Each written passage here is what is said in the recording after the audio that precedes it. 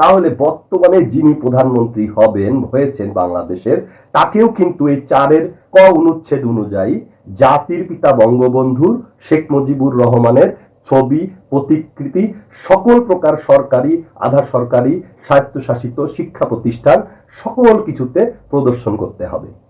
শুধু দর্শকবৃন্দ, আজকে আমরা এই যে আমার হাতে রয়েছে গণপ্রজাতন্ত্রী বাংলাদেশের সংবিধান। আসলে আমরা মনে করি যে সংবিধান মানে হয়তো এমন একটা বিষয় যেটা কখনো সংশোধন হয়নি বা সংশোধন করা যায় না, বা সংবিধান সংশোধন করলে মুক্তিযুদ্ধের চেতনা থেকে আমরা বেরিয়ে যাব, মুক্তিযুদ্ধের চেতনা বলে কিছু থাকবে না। এমনটি মনে হয় যে সংবিধান প্রণয়ন করা হয়েছে, তারপরে মনে হয় আর সংবিধানে হাত দেওয়া হয়নি। আসলে আমরা জানি না যে এই সংবিধানটা অনেকবার সংশোধন করা হয়েছে, অনেক অংশ সংশোধন করা হয়েছে। এখন পর্যন্ত 17 বার এই সংবিধানটা সংশোধন করা হয়েছে, সংশোধনী নিয়ে আসা হয়েছে 17তম। আসলে সংবিধান কি আমরা অনেকেই জানি না। সংবিধান কি আমরা হয়তো আমাদের অজ্ঞতা বশত, মূর্খতা বশত অনেকে অনেক কথা বলছি, কিন্তু আসলে সংবিধান কি সেটাই কিন্তু আমরা জানি না। দেখুন, একটি রাষ্ট্র পরিচালনার জন্য যে সকল নীতিমালা লিপিবদ্ধ করা হয় স্বাভাবিক ভাষায়, সেটা একটি সংবিধান। বাংলাদেশের সংবিধান লিখিত এবং দুষ্পরিবর্তনীয় মানে পরিবর্তন করা দুষ্কর, কিন্তু এইটা যে সংশোধন করা যাবে না বা এটার ভিতরে যে পরিবর্তন নিয়ে আসা যাবে না তা কিন্তু নয়।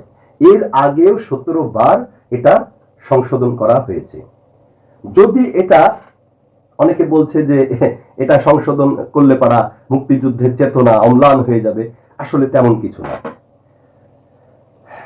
যে বিষয়গুলা মানুষের প্রয়োজন, যে বিষয়গুলো একটি রাষ্ট্রের জন্য প্রয়োজন, আবার আরো ভবিষ্যতে প্রয়োজন হতে পারে, সেই বিষয়গুলা এইখানে সংযোজন করা হবে।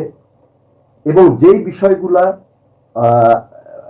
প্রয়োজন হচ্ছে না সেগুলো হয়তো বাদ দেওয়া হবে। এইভাবেই সংসদীয় গণতন্ত্রের মাধ্যমে এই সংবিধানকে পরিবর্তন করা যায় বা সংশোধন করা যায়। পরিবর্তন ছোটখাটো হতে পারে, পরিবর্তন একটু বড় হতে পারে।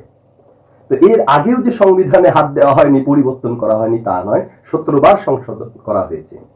আচ্ছা, 2011 সালে 3 জুলাই 2011 সালের 3 জুলাই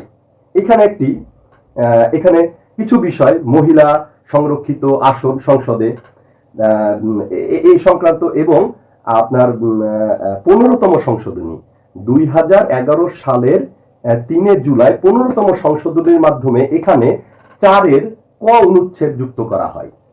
তো 4-এর ক অনুচ্ছেদ মোতাবেক, 4-এর ক অনুচ্ছেদ দেখুন, 4-এর ক অনুচ্ছেদে কি লেখা আছে। 4-এর ক অনুচ্ছেদ অনুযায়ী দেখুন, আমি 4-এর ক অনুচ্ছেদ আমাদের গণপ্রজাতন্ত্রী বাংলাদেশের সংবিধানের 4-এর ক অনুচ্ছেদে কি দেওয়া আছে। 4-এর ক অনুচ্ছেদে রয়েছে জাতির পিতা বঙ্গবন্ধু শেখ মুজিবুর রহমানের প্রতিকৃতি রাষ্ট্রপতি, প্রধানমন্ত্রী, স্পিকার, প্রধান বিচারপতির কার্যালয় এবং সকল সরকারি, আধা সরকারি অফিস, স্বায়ত্তশাসিত প্রতিষ্ঠান, সংবিধিবদ্ধ সরকারি কর্তৃপক্ষের প্রধান ও শাখা কার্যালয়, সরকারি ও বেসরকারি শিক্ষা প্রতিষ্ঠান, বিদেশে অবস্থিত বাংলাদেশের দূতাবাস ও মিশন সমূহে সংরক্ষণ ও প্রদর্শন করিতে হইবে। তাহলে আমাদের সংবিধানের আমরা যদি বলি যে ঠিক আছে, এই সংবিধান অনুপাতেই আমরা চলবো, তাহলে বর্তমানে যিনি প্রধানমন্ত্রী হয়েছেন বাংলাদেশের, তাকেও কিন্তু এই 4-এর ক অনুচ্ছেদ অনুযায়ী জাতির পিতা বঙ্গবন্ধুর শেখ মুজিবুর রহমানের ছবি, প্রতিকৃতি, সকল প্রকার সরকারি, আধা সরকারি, স্বায়ত্তশাসিত শিক্ষা প্রতিষ্ঠান সকল কিছুতে প্রদর্শন করতে হবে। তাহলে এখন যারা ক্ষমতায় আছেন তারা কি করবেন? অবশ্যই সংবিধান মোতাবেক চলতে হবে। যেহেতু সংবিধান আমরা সংশোধনী আমাদের মত নেই, সংবিধান সংশোধনী আমরা করব না, তাহলে অবশ্যই সংবিধান মানতে হবে। তাহলে সংবিধান যদি মানতে হয় অবশ্যই 4-এর ক অনুচ্ছেদ এই যে গণপ্রজাতন্ত্রী বাংলাদেশের সংবিধানের 4 ক অনুচ্ছেদ সবাইকে ফলো করতে হবে। দেখুন, আমরা আসলে অজ্ঞতার কারণে আমরা অনেক কিছু বলি। এখানে কোনো 24শে জুলাই ম্যাটার না, এখানে মুক্তিযোদ্ধার চেতনা অম্লান হচ্ছে এমন কোনো বিষয় না।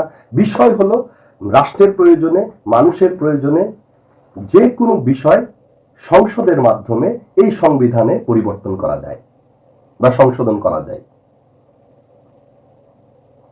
ধন্যবাদ সকলকে। আসসালামু আলাইকুম।